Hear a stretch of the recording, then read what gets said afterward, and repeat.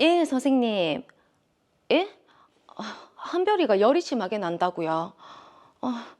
해열제 먹여도 안 내려가고요. 컨디션도 안 좋고.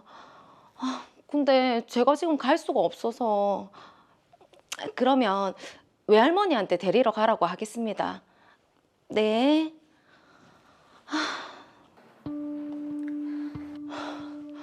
엄마. 한별이가 열이 많이 난단다. 데리러 갔다가 같이 병원 좀 가주세요.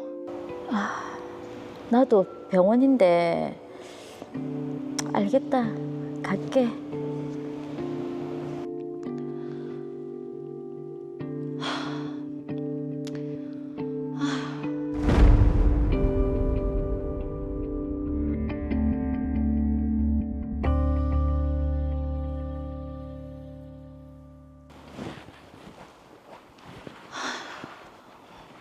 열은 좀 내렸나?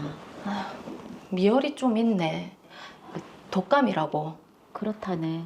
지난번에도 독감이라 안 했나? 아니 무슨 전염병이 이래 많노. 때마다 병치래. 나는 어린이집이나 학교에서 연락 오면 막 심장이 철렁한다. 은별이는? 한참 내 옆에서 놀다가 잠 온다고 해서 재웠다. 아이고, 엄마 병원은? 내일 다시 가야지. 하영아, 요즘 육아휴직 같은 것도 있다고 하던데 니나 이서방이나 쓰면 안 되나? 이 서방은 쓰면 안 되는 거 알잖아. 엄마, 무릎 수술도 해야 하고 몸도 너무 안 좋아져서 더 이상 애들 못 봐주겠다. 네가 경력 단절되고 힘들게 공부해서 다시 일 시작한 지 얼마 안 된 거 알지만 엄마가 너무 힘들어서 안 되겠다. 한별이 한참 어릴 때부터 지금까지 봐줬으면 엄마도 할 만큼 했다 아이가. 엄마 몸도 안 좋은데 그동안 우리 애들 봐주느라 고생했다. 고마워요. 그래, 엄마 간다. 이서방 오면 모셔다 드리라고 할게. 아니다, 이서방 늦게 온다 아이가. 엄마 빨리 가서 좀 쉬고 싶다. 그럼 내 택시라도 잡아 드릴게. 아니다. 아유. 아이고, 엄마 잠시만. 무릎다. 아이고.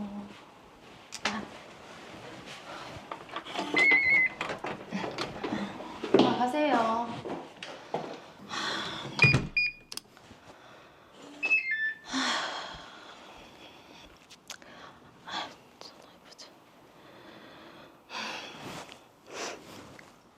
자기야.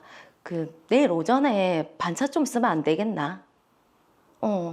아니, 한별이가 독감이라서 내일 학교 못 갈 것 같다. 난 내일 오전에 출근해서 일 좀 해놓고 오후 반차 쓰려고. 일하면서 아이 키우는 게 쉽지가 않습니다. 그렇습니다.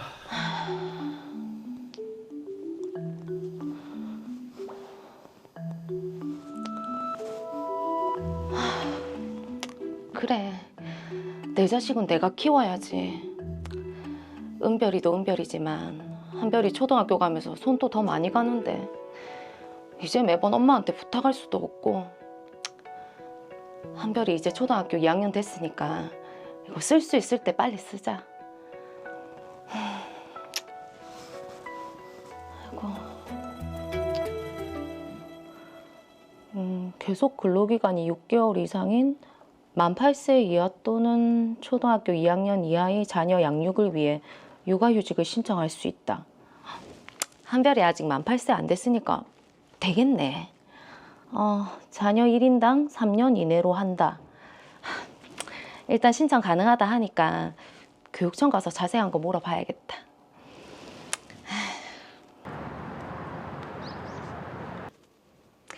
제가 육아휴직을 신청하려고 하는데요. 육아휴직 제도 관련해서 물어볼 게 있어서요. 네, 말씀해 보세요. 일단 제가 계속 근로기간이 6개월 이상 되고요. 첫째가 초등학교 2학년인데 아직 만 8세가 안 됐거든요. 제가 좀 찾아보니까 고용보험법에 180일 이상 근무하면 육아휴직 급여도 받을 수 있다 되어 있던데 받을 수 있는 거 맞나요?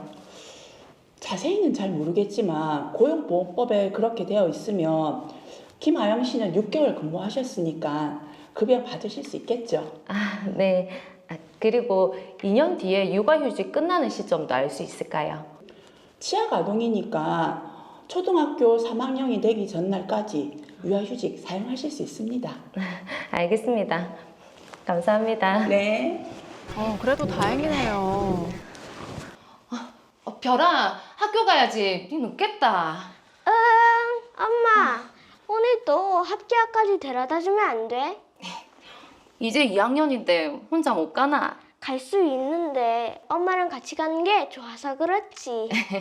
알겠다. 그러면 엄마가 데려다 줄게. 일단 가방 매자. 자, 그렇게 전 육아휴직을 신청했고 육아휴직 급여도 신청을 했습니다. 그런데 피보험 단위 기간이 180일이 되지 않아서 휴직 급여 지급이 거부됐다고? 아니 180일 이상 일하면 받을 수 있다 하더만. 아니 그럼 내한테 잘못 알려준 거가? 뭐고? 근로복지공단으로부터 피보험 단위 기간이 180일이 되지 않는다는 이유로 육아휴직 급여 지급 거부 처분을 받았습니다. 박진희 씨가 잘못 알려준 내용은 그뿐만이 아니었습니다. 육아휴직 종료 시점도 말과는 달랐는데요. 제가 물어봤을 때 육아휴직 급여 받을 수 있다면서요. 네, 그거 법이 그렇다면서요. 그리고 제가 자세히는 모른다고 했잖아요. 그리고 육아휴직 끝나는 시점도 잘못 알려줬잖아요.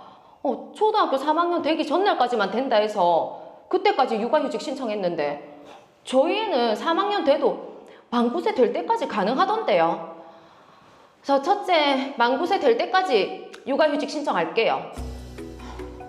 49세가 되기 전까지 남아있는 기간이 6개월 미만이라 안 됩니다. 그게 무슨 말인데요? 2년차, 3년차 유아휴직은 6개월 단위로 분할해야 한다는 규정에 위배됩니다. 그렇기 때문에 49세가 되기 전까지 유아휴직은 안 됩니다.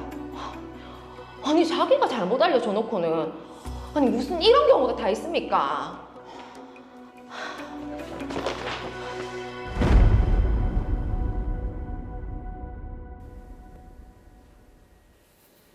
네, 자 우선에 김아영 씨는 육아휴직 급여도 지금 받지 못하고 또 기간도 문제가 되고 있는 것 같은데, 자 김영욱 변호사님 우선 이 사건의 쟁점부터 짚어주시죠. 네, 이 사건의 쟁점을 짚어보겠습니다. 첫 번째로 육아휴직 급여에 관해서 근로복지공단에서 김아영 씨 육아휴직 급여 신청을 거부한 것이 정당한지, 정당하다면 급여를 받을 수 있다고 안내한 박진희 씨가 잘못 안내한 것인지가 문제됩니다. 두 번째로 2년차, 3년차 육아휴직의 종료일인 만 8세 이하 또는 초등학교 2학년 이하의 의미가 무엇인지 문제됩니다. 마지막인 세 번째로 박진희 씨가 김아영 씨의 육아휴직 신청을 거부할 수 있는지가 쟁점입니다. 네, 여러 가지 쟁점을 짚어주셨는데 하나씩 살펴보도록 하겠습니다. 자, 일단 그 전에 김아영 씨가 지금 공무직으로 근무를 하고 있다고 했는데 공무직이라는 게 구체적으로 어떤 일인가요? 네, 공무직은 국가, 지방자치단체, 공단 등에서 근무하는 정규직 비공무원입니다. 공공부문 무기계약직이라서 공무직이라고 부르는데요. 네. 공무직은 정규직이지만 공무원은 아닙니다. 그렇기 때문에 공무원법이 적용되지는 않고 일반 직장인들처럼 근로기준법이 적용됩니다. 네. 이게 근로기준법이 적용이 되니까 근로복지공단에 육아휴직 급여를 신청한 거네. 근데 여기서 첫 번째 쟁점인데 근로복지공단에서 김하영 씨가 일한 기간이 180일이 안 되니까 육아휴직 급여를 받을 수 없다. 네. 근데 지금 김하영 씨 6개월을 일을 했습니다. 그럼 180일이 넘는 거 아닙니까? 김하영 씨가 근무한 기간은 180일이 넘습니다. 하지만 육아휴직 급여 수급 자격은 근로한 기간이 아니라 피보험 단위 기간이 180일 이상이어야 하는데요. 쉽게 말해서 고용보험에 가입된 기간이 180일 이상이어야 한다는 겁니다. 자, 이게 6개월을 근무했으면 지금 고용보험에 가입된 기간, 그러니까 피보험 단위 기간도 180일 이상이 되지 않습니까? 그렇지는 않습니다. 그래요? 피보험 단위 기간은 피보험 기간 중 보수 지급의 기초가 된 날을 합산한 기간이어서 무급 휴일은 제외됩니다. 그런데 많은 사업장에서 일요일이나 공휴일은 유급 휴일로 정하고 토요일은 무급 휴일로 정하고 있습니다. 드라마 사례의 경우에도 취업규칙에서 토요일은 무급휴일로 정하고 있습니다. 네. 그래서 매주 토요일은 보수 지급이 기초가 된 날이 아니어서 피보험 단위 기간이 합산되지 않습니다. 그렇기 때문에 김하영 씨가 6개월 일했다고 해도 피보험 단위 기간은 180일이 되지 않았던 겁니다. 네. 자, 이게 그러니까 근무 기간이 아니라 피보험 단위 기간이 180일 이상이어야 한다는 건데, 자, 일단 김하영 씨가 자세히 몰라서 담당자이죠. 박진희 씨에게 물어봤습니다. 박진희 씨도 육아휴직 급여를 받을 수 있을 거라고 했잖아요. 그러면 지금 잘못 안내한 박진희 씨한테 책임이 있을까요? 그렇지는 않을 것으로 보입니다. 박진희 씨는 교육청 내에서 육아휴직을 담당하고 있지만 근로복지공단의 육아휴직 급여와 관련된 업무를 담당하고 있지는 않으며 박진희 씨가 한 답변은 일반적인 수준의 답변일 뿐입니다. 그리고 김하영 씨에게 자세히 알아보라고까지 안내했기 때문에 박진희 씨에게 책임을 전가할 수는 없겠습니다. 자, 일단은 정리를 해보면 지금 피보험 단위 기간이 180일 이상이 되지 않았기 때문에 근로복지공단에서 하영 씨의 육아휴직 급여 신청을 거부한 것은 정당하다. 또 박진희 씨에게는 책임을 전가할 수 없다. 이렇게 정리를 해볼 수가 있겠네요. 그렇습니다. 예. 자, 이제 다음 쟁점인데 요건 좀 어렵습니다. 잘 들어보십시오. 제가 김하영 씨가 본 교육공무원직 그 노무관리 설명서를 한번 찾아봤는데요. 네. 미취학 아동, 그러니까 만 9세 생일 전 취학 아동 2학년 말까지 인정이라고 지금 기재되어 있으면서 동시에 해당 자녀가 사망하거나 만 9세 이상이면서 초등학교 3학년에 진학하는 등으로 양육 대상에 관한 요건이 소멸 이렇게 적혀 있거든요. 그럼 이 두 가지가 서로 모순이 된다는 거 아닌가요? 이 사무장님께서 말씀하신 대로 서로 모순되게 기재되어 있습니다. 네. 그런데 만 9세 이상이면서 초등학교 3학년에 진학이라는 요건은 대법원에서 제시한 해석례이고 남녀 고용평등법 어디에도 취학아동과 미취학아동을 분리하고 있지 않기 때문에 만 8세 이하 또는 초등학교 2학년 이하인 날은 만 9세 이상이면서 초등학교 3학년에 진학하는 날로 해석해야 합니다. 아, 교육공무원 노무관리 설명서에 미취학아동 만 9세 생일 전 취학아동 2학년 말까지 인정이라고 기재한 것은 만 8세 이하 또는 초등학교 2학년 이하를 잘못 해석한 겁니다. 네. 실제로 2025년 3월에 개편된 교육공무직원 노무관리 설명서에는 만 9세 이상이면서 초등학교 3학년의 진학으로 기재되어 있습니다. 야, 자, 그럼- 잘못 써 있었던 거네요. 그러네요. 그러니까 박진희 씨도 잘못 안내한 거네요. 네. 그리고 이렇게 혼동을 일으키게 기재한 사람에게도 책임이 있겠죠. 자, 그래서 하영 씨가 자녀 한별이가 이제 만 9세가 되기까지 다시 육아 신청을 했는데 박진희 씨가 허가를 안 했습니다.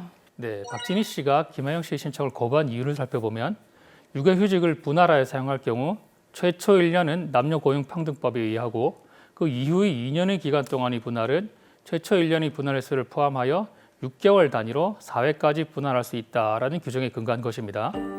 김하영 씨의 첫째 아이가 만 9세가 되기까지 6개월이 남지 않았다는 이유로 김하영 씨의 육아휴직 신청을 거부했습니다. 아니 또 이제 그 규정이 그렇게 또 해석이 되네요. 만 9세 이상이면서 초등학교 3학년에 진학하는 날까지 6개월이 남지 않으면 육아휴직을 사용하지 못한다. 이렇게 해석이 되는 건가요? 예, 그렇게 해석해서는 안 될 겁니다. 왜냐하면 그 규정은 2년차, 3년차 육아휴직을 분할하여 사용할 경우에 적용되는 것이지 2년차, 3년차 육아휴직을 분리하지 않고 단지 사용하는 경우에 적용될 수는 없기 때문입니다. 자, 그런데 이게 문장으로 봐서는 6개월이 남지 않았으면 육아휴직을 사용할 수 없다 이렇게 해석할 여지도 있는 것 같은데요. 그렇죠. 예. 그렇게 볼 수도 있겠지만은 만약 그렇게 해석한다면 6개월이 남지 않은 경우 그 누구도 육아휴직을 사용할 수 없다는 결론에 봉착하게 됩니다. 네. 그렇죠. 그러니까 6개월 이상 남은 경우에도 육아휴직 남은 기간이 12개월 미만으로 남은 경우에는 육아휴직을 분할하면 최초 6개월 육아휴직 이후 두 번째 육아휴직 기간은 6개월 미만이 되니까 또 두 번째 육아휴직을 사용할 수 없다는 결론에 다다릅니다. 그렇죠. 그렇게 되면 이제 당연히 6개월 단위로 뭐가 남지 않는다면 그 어떤 경우에도 육아휴직을 전부 사용할 수 없다. 이렇게 판단되네요. 그렇습니다. 거기에다 육아휴직은 남녀 고용평등과 이일 가정 양립 지원에 관한 법률에서 규정하고 있는데요. 이 법은 모성을 보호하고 일과 가정의 양립을 지원하는 것을 목적으로 적용되었습니다. 그런데 박진희 씨 해석처럼 육아휴직을 사용할 수 없다고 하면 이 법의 취지에도 반하게 됩니다. 특히 지금처럼 극단적인 저출산 시대에 육아휴직 사용을 제한하는 방향으로 법을 해석한다는 것은 출산율 제고에도 역행하는 겁니다. 네. 그러게요. 정말 출산율을 늘리기 위해서 더 많은 사회적인 제도가 필요한데 그렇죠. 지금 육아휴직 규정이 이렇게 헷갈리고 명확하지 않은 부분이 있다고 하니까 좀 개선이 돼야 될 것 같습니다. 그죠? 자, 육아휴직 관련 분쟁을 살펴봤고요. 마무리 정리를 해보겠습니다. 김영은 변호사님, 정리 한마디 부탁드립니다. 네. 육아휴직이 도입된 취지를 고려하면 명백한 근거 없이 육아휴직을 제한하는 방향으로 법이나 규정을 해석하면 안 됩니다. 육아휴직은 무급이기 때문에 육아휴직을 최대한 인정한다고 해서 사용자의 급여 지급 부담이 증가하는 것도 아닙니다. 저출산이 대한민국 미래 발전의 가장 큰 위험 요소인데요. 출산율을 제고하는 데 육아휴직이 기여할 수 있다는 전향적인 시각이 필요한 시점입니다. 특히 부산은 미래에 소멸될 도시 1순위로 지목되고 있습니다. 이런 부산에서는 육아휴직에 대해 더욱 전향적인 시각이 필요하지 않겠습니까?